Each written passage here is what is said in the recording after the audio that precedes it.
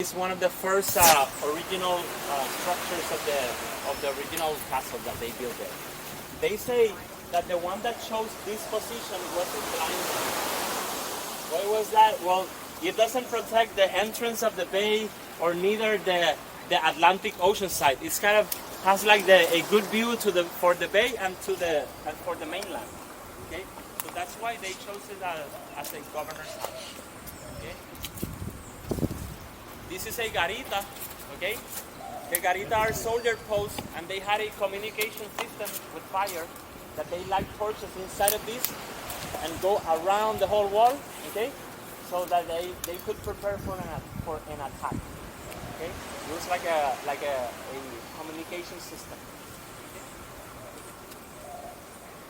You guys can take pictures here, and we can see each other in the shade here under this tree, okay? To talk about this culture.